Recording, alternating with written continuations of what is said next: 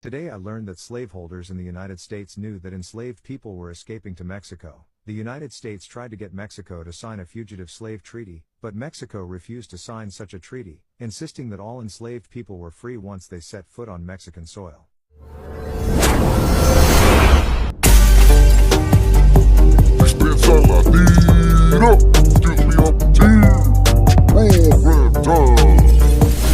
Yo, yo, yo. Mich Panseco Tlok Techpa. Mis saludos y respetos. Full blast. Greetings to all my people out there. Hopefully everyone's having a good day. With that said, hey, welcome. For those of you who don't know who I be, my name is Manny, and I'm the Jaguar Man. Mucho gusto. Welcome. It's always my pleasure to welcome you to my channel. Real quick, in this channel, homie, we don't break homies. We make homies. We're not here to spread hate nor spread rumors or try to put people down or, all that gossip, mitote. I mean, hey, I know. That's what sells. We try to keep it positive, but I mean, it's sad to say that unfortunately the views come in very low. So, every now and then, here and there, we're gonna try our best to keep you entertained. I mean, hey, we all have different beliefs, different point of views. Sometimes, I mean, certain things are meant to be, some are not. So, uh, all I could say is just give me a few minutes of your time. Give me the opportunity. If you like the topic, you like where we're going, hey, stick around. If not, it's a free country to get your fingers yapping, get your fingers scrolling. You might come across somebody that you might click or like to kill some time with, right? Anyhow, so today we're gonna touch on slavery. Those of you who are interested in history, you could go in my playlist, and there's other videos I've made on and the Afro-Mex. I talk about the Aztec culture and many other things. And it's always good to know where we come from, because when you know where you come from, you'll know where you're going.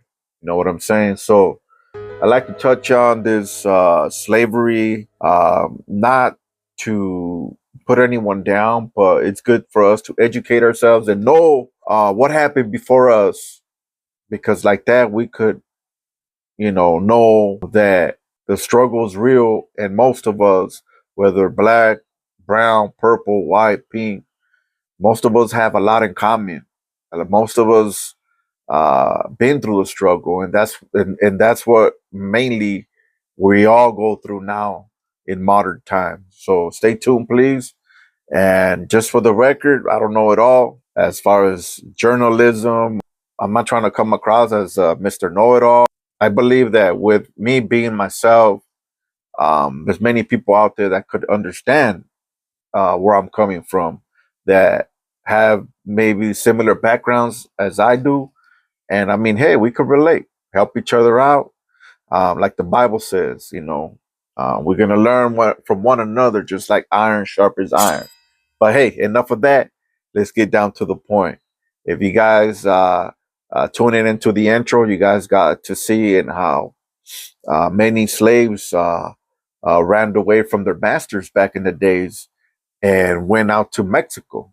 And this is this was a little bit rebellious on the Mexican side, not returning the slaves to their masters in America. So then we always had like a love hate relationship with Mexico, back and forth, but nothing impossible. I mean, hey, let's go back a little bit to back in the days. It says estimates from 3,000 to 5,000 enslaved people fled south and crossed over to free Mexican soil. That is far fewer than the estimated 30,000 to 100,000 enslaved people who crossed the Mason-Dixon line to reach free northern states and Canada. Back in the days, as we all know, slavery did exist in America. what happened, what was going on back in the days, and how we all have more in common than differences. And I say that to say that enough with this race war and we're better than you and we started this and that. It's like, come on, man. You got to remember that I'm not going to blame it on the white man, but there's secret societies out there that want to divide and conquer. They want to use people that look like you and I, of color, to start all this racial tension on the street, to divide and conquer. That's the number one tactic. This shit's old on the book, man. So that's why I like to touch on history, So we could go back as far as it's on record, and we could see in how Black people, African Americans, correct me if I'm wrong, if I'm using the right or wrong terminology, have been on the struggle just like Mexican people, just like Mexican Americans. We all have migrated at one point, whether if it's from your generation, last generation, or maybe hundreds of generations before you. Feel me? How many African slaves were taken into Mexico? 200,000 by Juan Rodriguez Juarez. Mexico was a slave trading country in the 16th century, having a population around 200,000, principally West Africa slaves that outnumbered the Spanish colonists for decades and was for some time the largest in the Americas. Where did most runaway slaves go? A second factor is that while most slaves escaped were to the free states of North and to Canada, there were runaways into Spanish Florida and into Spanish Mexico and the subsequent Mexican Republic. How did the Spanish treat slaves? The physical conditions and treatments of the slaves was terrible. Mud huts, no clothes, beatings, whippings, the stocks. The use of physical violence wasn't just for punishment, but to enforce authority and control, which was embedded in the minds of the people. Wow, this is terrible, man. And you know what? This is what people went through back in the days. And unfortunately, and it's sad to say that this is what defines human trafficking now in modern times. Believe it or not, there's people still going through this shit, man. Okay, so it says, how did Mexico offer freedom to the enslaved people of the antebellum South? The Underground Railroad offered a path to freedom for enslaved people of the antebellum South. But there was another way out. Thousands of slaves fled into South Mexico. Historian Alice Baumgartner, assistant professor of the USC College of Letters, Arts, and Science, stumbled upon this piece of U.S. history during a trip to northern Mexico. At a time, she was attending school, graduate student working she came across some intriguing letters and legal documents during research. They describe American slaveholders traveling into Mexico to kidnap enslaved people who had ran away. There's documents in Mexico City dating back into 1819. This lady, reporter, I guess, that went out there doing her little homework, also discovered letters between officials in northern Mexico towns who reported they saw Americans claiming to be searching for lost cattle. The officials suspected they were looking for fugitive slaves instead. Mexico had banned slavery in 1837, long before its northern neighbor. The nation's law granted enslaved people access to freedom as soon as they set foot on Mexican soil. Mexican officials also refused to return runaways under the U.S. Fugitive Slave Act. Mexico abolishes slavery well before the U.S. unique perspective. So hard work amplifies a trend among historians studying the U.S. Civil War. They're not looking for sources outside the U.S. to better understand the borderlands. Seeking out non-American sources may require a little more work, like traveling to Mexico and learning Spanish, but doing so exposes historians to different perspectives and narratives. Seeking out non-American sources may require a little bit more hard work. Okay. She believes that she would never have found this story if she had stayed north of the border. The archives in Texas, they do not talk about enslaved people escaping to Mexico, but it is often accompanied by them saying that life in Mexico was so bad that people came back to Texas. The reporter found a more nuanced history. Mexico wasn't so bad that slave people ran back into bondage, but it also wasn't exactly paradise. Enslaved people faced racism, discrimination. At the same time, they also found allies in Mexicans who embraced them as neighbors, co-workers, and even family through marriage.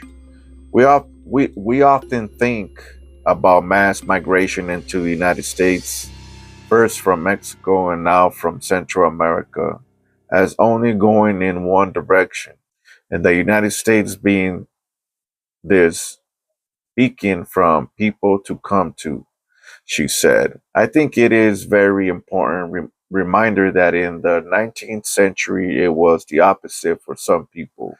Mexico was the destination that offered a kind of freedom that the United States didn't. Using uncertainty as teachable moments.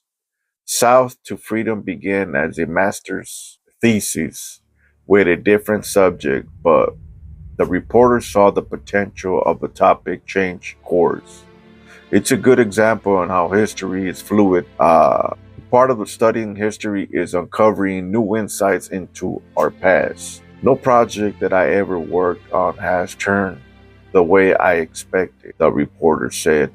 This one I feel could have gone a number of interesting ways. The professor sees this as a teachable moment for students. Don't be discouraged if you encounter a surprise that challenges your ideas. Embrace the uncertainty. I guess there was different ways for Black enslaved Americans to run away from the states or from their slave masters. And this shows how Hispanics helped slaves escape to Mexico on the Underground Railroad. The Mexican government welcomed fugitive slaves, explains Dr. Juan Galvan, professor of history. Galvan, along with fellow historian Samuel Collins, showed me documents dating back before the 1800s. The Galveston and Texas History Center. The work gives a new outlook on the Underground Railroad, which most equate to the system that helped slaves escape north to freedom. We often think about Canada, but slave people in Texas actually ran south to Mexico because Mexico had outlawed slavery. Although not everyone describes the help Hispanics gave as work on the railroad, because according to Dr. Galvan, when you say Underground Railroad, that implies a network as sophisticated as the one to Canada. He says research shows Hispanic abolitionists were well organized as well as came together to help thousands of enslaved Black people in Texas make it to freedom in Mexico. You see how the struggle is real and how we have more in common than differences. And this is going back to the late 1800s, shit. Okay, so there were many people involved for different reasons. There were many marriages between Mexican men and African American enslaved women. Poor Mexican Americans frequently worked side by side with enslaved African Americans in cotton fields. You hear that? In cotton fields, working side by side. Poor Mexican people next to African American slaves. So in many cases, they became close friends. Some of them married, men and women married each other. According to Collins, part of the story is that people were not just waiting to be rescued. He stated that some slaves saved for years to pay to be taken into Mexico. He stated that some slaves saved for years to pay to be taken into Mexico. Wow, that's crazy, man. That's how much life was fucked up for some of these people. Excuse my language. Once they made it to Mexico, they became members of the community, and the community railed together to defend them whenever slave catchers arrived. In some cases, they killed the slave catchers, said Dr. Galvan. He showed me a document said a Negro man named Joel belonging to the late William Barrett Travis, who was killed at a Alamo, is now a fugitive. The Travis family wanted him back, so this was written. Joe took off with him, a Mexican and two horses, saddles and bridles. This Negro was in the Alamo with his master when he was taken. The reward was $50 for his return. When Texas was still Mexican territory, it was illegal to have slaves. So slave owners began drafting contracts. The historian showed me a few contracts that are now archived at the Galveston and Texas History Center. The papers would claim the people listed, including some of the young as 3-year-old, and agreed to work for them for life.